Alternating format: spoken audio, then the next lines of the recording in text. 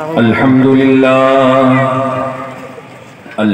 لله نحمده ونستعينه ونستغفره ونؤمن به ونتوكل عليه ونعوذ بالله من شرور أنفسنا ومن سيئات أعمالنا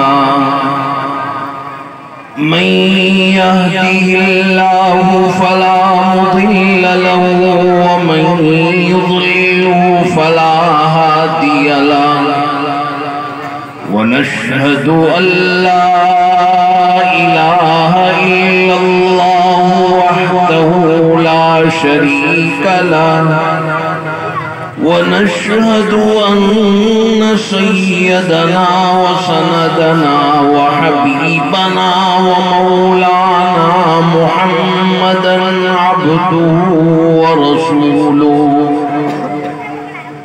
أرسله الله تعالى إلى كافة للناس بشيرا ونذيرا وداعيا إلى الله بإذنه وسراجا منيرا صلى الله تعالى عليه وعلى آله وأصحابه وبارك وسلم تسليما كثيرا أما بعد فأعوذ بالله من الشيطان الرجيم بسم الله الرحمن الرحيم اقرأ باسم ربك الذي خلق خلق الإنسان من علق اقرأ وربك الأكرم الذي علم بالقلم علم الإنسان ما لم يعلم وقال صلى الله تعالى عليه وسلم الدنيا ملعونة وملعون ما فيها إلا ذكر الله وما والاه أو عالما أو متعلما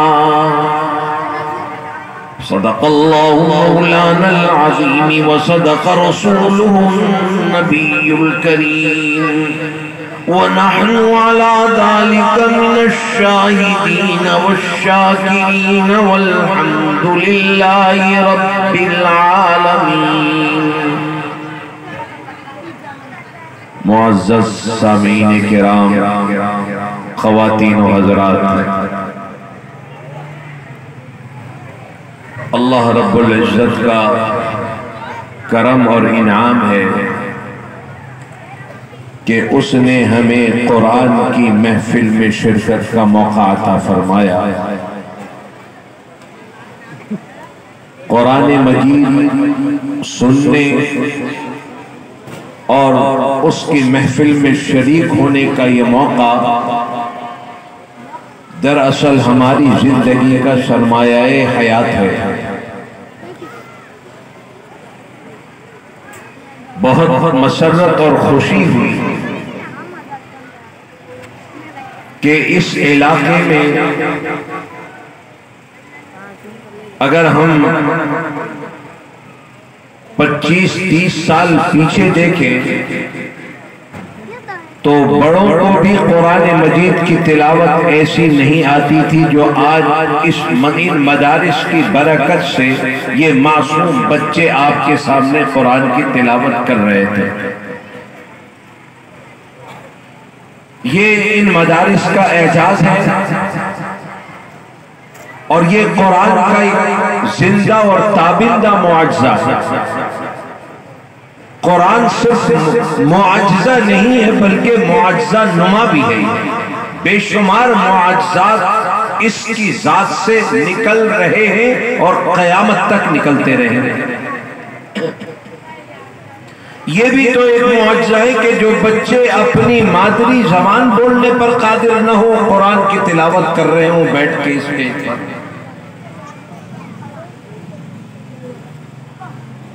نبی کریم علیہ السلام نے اسی لیے ارشاد فرمایا، خیرکم من تعلم القرآن وعلما، تم میں سب سے بہتر ہے وہ انسان جو قرآن پڑھنے میں لگا ہو یا پڑھانے میں لگا ہو۔ عظیم تر انسان ہے وہ اللہ کی نظر میں جو قرآن پڑھنے کے لیے مدرسے میں آ کر بیٹھ رہا ہے۔ ہم اور آپ اس کی عظمت کو کیا جانے؟ نبی اکرم علیہ السلام نے ارشاد فرمایا کہ یہ جو بچے قرآن پڑھنے آ رہے ہیں انہیں معمولی نہ سمجھو، انہوں نے ابھی بسم اللہ کی بے پڑھی ہے اور ان کا تعلق عرش سے اور اللہ سے جڑ گیا۔ اللہ کے یہاں اتنے محترم ہو گئے یہ بچے کہ نبی اکرم علیہ السلام ارشاد فرما رہے ہیں، ان الملائکۃ تضع اجنحتها بذنب ما یطلب، کہ جب تک یہ بچہ قرآن اور علوم الہی کو سیکھنے میں لگا ہوا ہے، اس کی عظمت کا یہ عالم ہے کہ رب العالمین کی غیرت کو یہ گوارا نہیں کہ یہ بچہ زمین میں پیر رکھے۔ فرمایا کہ فرشتوں کو حکم ہوتا ہے کہ ان کے پیروں کے نیچے اپنے پر بچھاؤ۔ بما یطلب، جب تک یہ طلب علم میں لگا ہوا ہے، اللہ کے فرشتے اس کے پیروں تلے اپنے پر بچھاتے ہیں۔ یہ اور بات ہے کہ ہمیں نظر نہ آئے، لیکن صادق و مصدوق صلی اللہ علیہ وسلم کا فرمان یہ ہے کہ ان کی عظمت عرش اعلیٰ کے رب سے پوچھو جس کا یہ کلام ہے۔ فرمایا کہ اشراف امتی حملت القرآن، میری امت کا سب سے زیادہ معزز جو طبقہ ہے وہ قرآن کے حاملین کا ہے۔ اور کیوں نہ ہو کہ جو کلام عرش سے اترا، ذات الہی سے نکلا، وہ کلام اس بچے کے سینے میں محفوظ ہو گیا اور اس بچے کی زبان پر جاری ہو گیا۔ اس سے بڑی عظمت اور کیا ہوگی کہ اللہ نے اپنا کلام اس کی ذات کے اندر اتار دیا۔ دنیا میں ہمیں جو بھی علم حاصل کر لیں، ہمارا تعلق اور نسبت اللہ سے نہیں جڑتی۔ ہم تو لارڈ میکالے کا نظام تعلیم پڑھتے ہیں اور ہماری سند جا کر وہاں ختم ہو گئی۔ قرآن مجید کا معاملہ یہ ہے کہ جب یہ بچہ پڑھ رہا ہے تو اس کا تعلق سرکار دو عالم صلی اللہ علیہ وسلم کی ذات سے جڑ گیا کہ اس کائنات میں سب سے پہلے جس شخص نے قرآن کی تلاوت کی وہ جناب محمد الرسول اللہ صلی اللہ علیہ وسلم ہے، کہ اللہ نے وہ کلام جو نبی کی زبان پر جاری فرمایا وہ ہم اور آپ پڑھ لیں، اس سے بڑی عظمت کیا ہے؟ وہ تعلق یوں جڑ جاتا ہے کہ سب سے پہلے اس کائنات میں قرآن کے معلم اور استاد وہ جناب نبی کریم علیہ السلام۔ ہمیں احساس اور قدر نہیں ان لوگوں کی جو قرآن پڑھنے اور پڑھانے میں لگے ہوئے ہیں۔ ہم تو مولوی ملا کہہ کر انہیں اپنے معاشرے میں کوئی حیثیت اور عزت دینے کے لیے تیار نہیں، لیکن ان کی عظمت اللہ اور اس کے رسول کے نزدیک اتنی ہے کہ فرمایا تم میں سب سے بہترین وہ انسان ہے جو قرآن پڑھ رہا ہے یا پڑھا رہا ہے۔ ہم دنیا کے لیے بڑی محنت کرتے ہیں، دنیا کو بنانے میں اور دنیا جمع کرنے کے لیے بڑی جدوجہد کرتے ہیں۔ آقا فرما رہے ہیں الدنیا ملعونۃ وملعون ما فیہا، دنیا بھی ملعون ہے اور دنیا کی ہر چیز اللہ کے نزدیک قابل لعنت اور ملامت ہے، جس کے لیے ہم بڑی جدوجہد کر رہے ہیں۔ فرمایا اس لعنت سے نکلنا ہے تو ایک راستہ ہے، الا ذکر اللہ وما والہ، اللہ کا ذکر اور اس سے جڑی ہوئی ہر چیز اس لعنت اور نحوست سے پاک ہو جاتی ہے، مبرہ ہو۔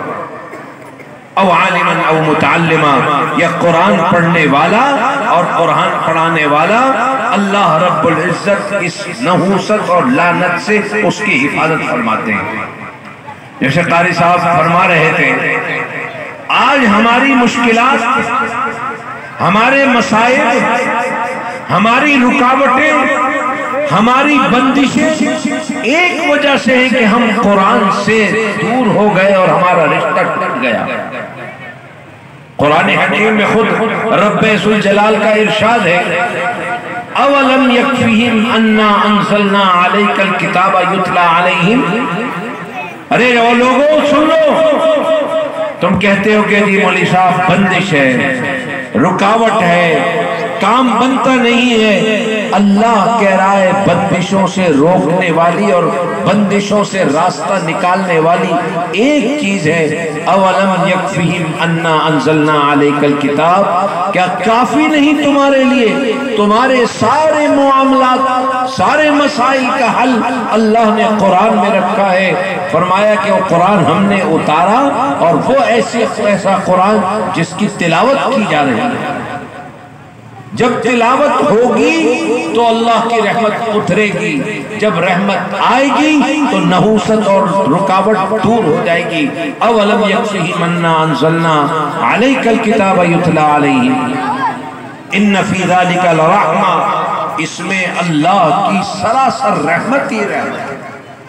آپ بتائیے آج ہمارے گھروں میں ہم تو اپنے بڑوں سے اور بزرگوں سے سنتے تھے، اور جو حضرات بزرگ ہیں اس معاشرے میں شاید انہوں نے دیکھا بھی ہوگا، لوگ کہتے تھے کہ جب متحدہ بر صغیر، جب پاکستان نہیں بنا تھا تو کہتے تھے کہ مسلمانوں کے محلے کی شناخت اور مکان کی شناخت یہ تھی کہ صبح اس کے گھر سے جو ہے قرآن کی تلاوت کی آواز آتی تھی۔ آج ہمارے گھروں میں شیطان ناچتا ہے، صبح اٹھتے ہی گانے بجانے سے ہمارا آغاز ہوتا ہے دن کا، تو برکت آئے تو کہاں سے؟ جیسے فرمایا کہ جہاں قرآن پڑھا جائے نزلت علیہم السکینہ، اللہ اس ماحول پر سکون نازل فرما دیتے ہیں۔ غشیتہم الرحمہ، اللہ کی رحمت انہیں اپنے سائے میں ڈھانپ لیتی ہے۔ حفت علیہم الملائکہ، ملائکہ کا ہجوم لگ جاتا ہے کہ کیا پڑھا جا رہا ہے، وہ سننے کے لیے رک جاتے ہیں قرآن جہاں پڑھا جا رہا ہے۔ یہ احسان ہے ان حضرات کا، یہ احسان ہے ان اساتذہ کا، یہ احسان ہے ان معصوم بچوں کا کہ جب یہ ہمارے محلوں میں بیٹھ کر قرآن پڑھ رہے ہوتے ہیں، اللہ کی رحمت ہمارے محلوں پہ نازل ہو رہی ہے۔ اور اللہ کی رحمت تو بڑی وسیع ہے، یہ نہیں ہو سکتا کہ دار قرآن اور ابراہیمیہ میں تو اللہ کی رحمت نازل ہو اور اطراف کے گھر محروم ہو جائیں۔ اللہ رب العزت کی رحمت بہت ہی وسیع ہے، ہم اس کا تصور نہیں کر سکتے۔ یہ بچے، یہ مدارس، یہ مکاتب، یہ ہماری زندگی اور ہماری اس دنیا کے بقا کے ضامن ہیں۔ اسی لیے قرآن حکیم میں فرمایا وَكَذَلِكَ أَوْحَيْنَا إِلَيْكَ رُوحًا مِّنْ أَمْرِنَا، ہم نے اپنی طرف سے وحی نازل کی جو روح کائنات ہے۔ جب تک اس کائنات میں اللہ کا ذکر ہوتا رہے گا، روح اس کی قائم رہے گی اور دنیا قائم رہے گی، اور جس دن ذکر الہی ختم ہوا، تلاوت کا یہ سلسلہ منقطع ہو گیا، اس دن یہ دنیا فنا ہو جائے گی، قیامت آ جائے گی۔ یہ اللہ کے رسول کا اعلان ہے۔ جب تک اس کائنات میں اللہ اللہ ہوتی رہے گی، یہ کائنات باقی ہے۔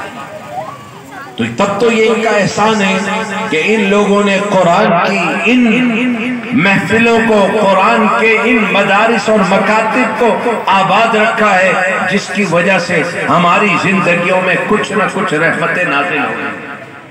لیکن خوب سمجھ لیجئے، اگر ہم اللہ کی رحمت کے طلبگار ہیں تو ایک راستہ ہے کہ قرآن سے جڑ جائیں۔ اولم یکفیہم انا انزلنا علیک الکتاب یتلی علیہم، کافی ہے یہ کتاب، بشرطے کہ ہم اس کو سینے سے لگائیں، صرف سینے سے نہیں لگائیں بلکہ اپنے سینوں کے اندر اس قرآن کو اتاریں اور محفوظ کر لیں۔ اگر ہم نہیں کر سکے تو ہمارے لیے موقع ہے کہ ہم اپنی بچوں کو، اپنی نسلوں کو قرآن کی خدمت میں لگائیں، ان مدارس میں بھیجیں تاکہ یہ بچے جب قرآن کی تلاوت گھر میں بیٹھ کے کریں اللہ رب العزت کی رحمت جوش میں آ جائے۔ حدیث میں آتا ہے نبی کریم علیہ السلام فرماتے ہیں کہ اللہ کی طرف سے اعلان ہوتا ہے کہ تمہیں ہم نے ایسی کتاب دی جو جاگتے اور سوتے دونوں میں پڑھی جاتی ہے۔ جو بچے قرآن حفظ کر رہے ہیں ان کے والدین کو تجربہ ہوگا، بچہ سو رہا ہے، بے خبر سو رہا ہے اور قرآن کی آیات اس کی زبان پر جاری ہے۔ بسا اوقات قرآن پڑھنے کی آواز آئی رات میں، کہا اٹھ کے دیکھا کہ دیکھے کون پڑھ رہا ہے اس وقت، پتہ چلا وہ بے خبر سو رہا ہے لیکن زبان دن بھر چونکہ اس نے قرآن کا دور کیا اور یاد دماغ میں وہ سمایا ہوا ہے، اب سو بھی رہا ہے تو قرآن کی تلاوت ہو رہی ہے۔ اس گھر میں کتنی رحمتیں ہیں۔ یہ تو دنیا کا معاملہ ہے، لیکن قرآن کی حکمرانی دنیا میں ہی موقوف نہیں ہے۔ فرمایا کہ مردہ جب قبر میں جاتا ہے تو قرآن مجید اس کی حفاظت کے لیے فرشتوں سے، عذاب کے فرشتوں سے بچانے کے لیے قرآن وہاں پر قبر میں موجود ہوتا ہے۔ اسی لیے تو دعا فرمائی ختم قرآن میں نبی اکرم علیہ السلام نے، اللہم آنس وحشتنا فی قبورنا، اے اللہ قبر کی وحشت سے ہماری حفاظت فرما اور قرآن کے ذریعے ہماری تنہائی کو دور فرما۔ یہ قرآن کی حکمرانی یہی دنیا میں موقوف نہیں۔ حدیث میں آتا ہے کہ جب یہ میدان حشر قائم ہوگا، حساب و کتاب کا مرحلہ آئے گا، اولین و آخرین کو جمع کیا جائے گا، جو سب سے پہلا عمل ہوگا وہ حافظ قرآن کے والدین کو بلایا جائے گا اور رب کریم ان کے سروں پر خود تاج رکھیں گے۔ فرمایا وہ تاج اتنا روشن ہوگا کہ اگر سورج آج تمہارے گھر میں آسمان سے آ کے اتر جائے تو روشنی کا کیا عالم ہوگا، وہ تاج اس سے زیادہ چمکدار ہوگا۔ یہ قرآن کی حکمرانی ہے۔ قرآن کی حکمرانی کا عالم یہ ہے کہ اللہ رب العزت حافظ قرآن سے فرمائیں گے کہ تم قرآن پڑھتے جاؤ اور منازل طے کرتے جاؤ، جہاں تمہاری قرآن کی تلاوت مکمل ہوگی وہ تمہاری منزل اور تمہارا ٹھکانہ ہوگا۔ قرآن کا عالم یہ ہوگا حکمرانی کا۔ حق تعالیٰ جل شانہ حافظ قرآن سے کہیں گے، امام الینی بڑے خوش نصیب ہیں وہ والدین جن کے بچوں کو اللہ نے قرآن کے حفظ کے لیے منتخب کیا۔ خوب سمجھ لیجئے، ہاں یہ قرآن کی دولت ہر کس و ناکس کو نہیں ملتی۔ اللہ ان کو یہ سیلیکٹڈ ہے، اللہ کے منتخب۔ قرآن کہہ رہے ہیں ثم اورثنا الکتاب الذین اصطفینا من عبادنا، ہم اس قرآن کا وارث اسے ہی بناتے ہیں جسے اپنے بندوں میں سے ہم چن لیتے ہیں۔ یہ بچے خود نہیں آئے، ان کے والدین نہیں لے کے آئے انہیں مدرسے میں، ان کے استاد نہیں لے کے آئے پکڑ کے، اللہ رب العزت پکڑ کے ان کو مدرسے میں لا رہا ہے۔ ثم اورثنا الکتاب الذین اصطفینا من عبادنا۔ یہی وجہ ہے کہ جب اللہ نے ان کا انتخاب کیا تو ان کی عزت کا تحفظ یوں فرمایا کہ حافظ قرآن سے کہا جائے گا کہ تم ایسے اپنے خاندان کے 10 افراد کو ہاتھ پکڑو اور جنت میں لے جاؤ جن پر جہنم واجب ہو چکی ہو۔ کتنا بڑا اعلان! جس گھر میں 2 4 5 10 بچے حافظ ہو، بتاؤ اس خاندان کا کوئی فرد جہنم میں جائے گا؟ ایک ایک بچے کو 10 افراد کو بخشنے کی اللہ رب العزت اس کو اجازت عطا فرمائے۔ خوش نصیب ہیں وہ والدین جن کے بچوں نے قرآن حفظ کیا، خوش نصیب ہیں وہ اساتذہ جن کی محنت سے قرآن ان بچوں کے سینوں میں محفوظ ہو گیا۔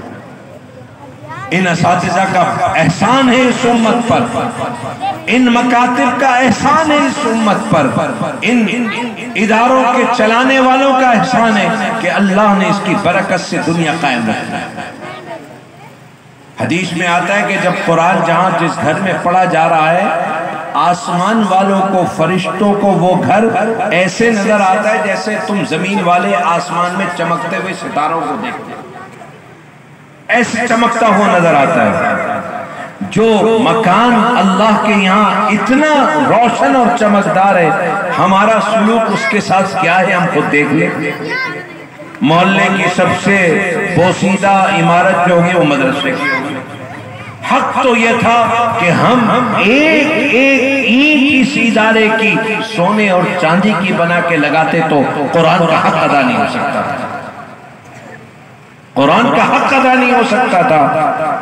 لیکن ہمارا سلوک جس طرح ہے ہم خود جانتے ہیں اپنے گروبان میں۔ اب جیسے قاری صاحب بتا رہے تھے، اللہ کا کتنا بڑا انعام، اتنی عظیم دولت اور مفت میں دے دی، بغیر فیس کے، بغیر پیسوں کے پڑھایا جا رہا ہے اور الٹا ان کو نوازا بھی جا رہا ہے۔ مدارس کے اندر کیا ہے؟ پڑھانا تو ہے ہی ہے، ان کو رہنے کی جگہ بھی دی جا رہی ہے، کھانے کو کھانا بھی 3 ٹائم مل رہا ہے، کپڑے بھی دیے جا رہے ہیں، ہر چیز کی سہولت ہے، اور پھر ہم اس سے محروم ہیں۔ اللہ رب العزت نے بڑی دولت عطا فرمائی ہے نبی اکرم علیہ السلام کی وساطت سے، اور یہ بڑی بابرکت محفل ہے کہ جس میں آج ہم بیٹھے ہیں۔ مجھے یہ احساس ہے کہ ٹائم ہو گیا، آپ بھی تھکے ہوئے ہوں گے، میں زیادہ وقت لینا نہیں چاہتا، ویسے بھی بدنام ہے کہ مولوی کو اسپیکر مل جائے تو چھوڑنے کا دل نہیں چاہتا، لہذا بس اتنی بات عرض کر دوں کہ دوستو، یہ محفل ہمارے لیے زندگی کا سرمایہ ہے۔ قیامت کے دن اس محفل کی شرکت کی برکت سے کتنے مراحل ہمارے آسان ہو جائیں گے قبر اور حشر کے، ہم اس کا تصور دنیا میں نہیں کر سکتے۔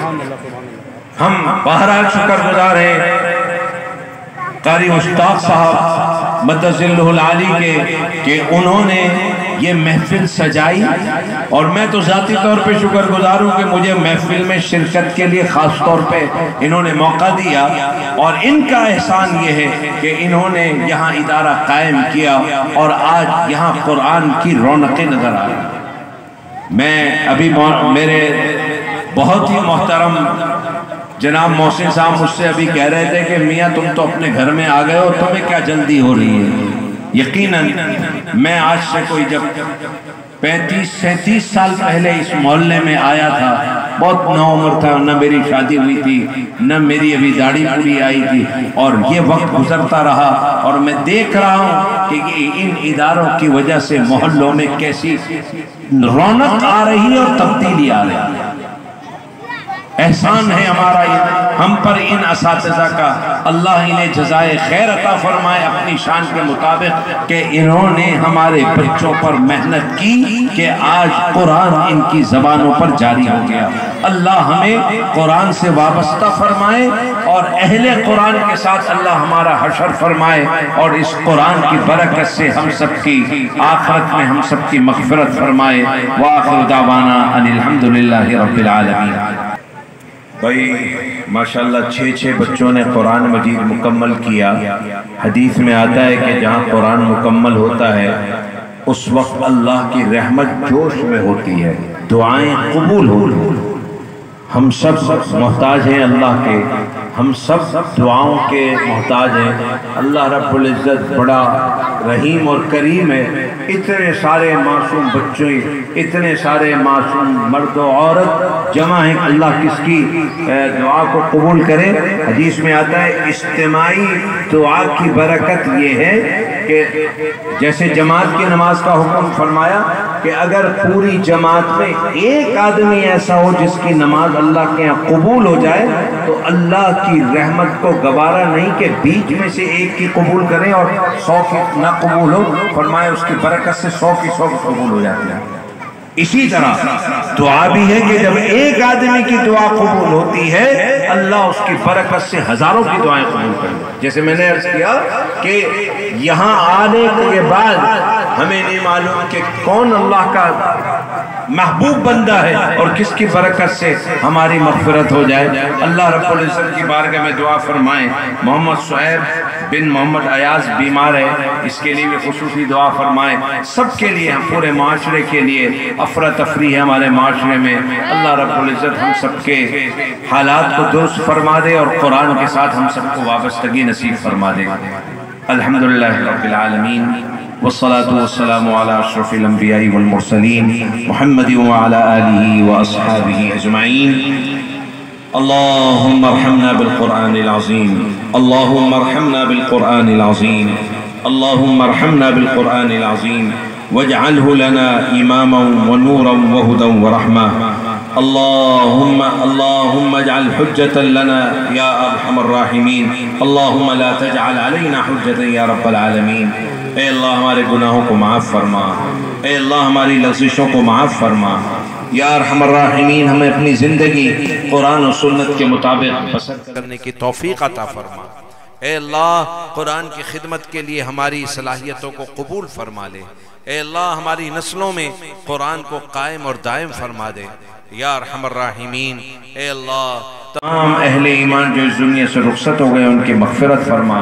اے اللہ ہمارے والدین کی مغفرت فرما، ہمارے اساتذہ اور مشائخ کی مغفرت فرما۔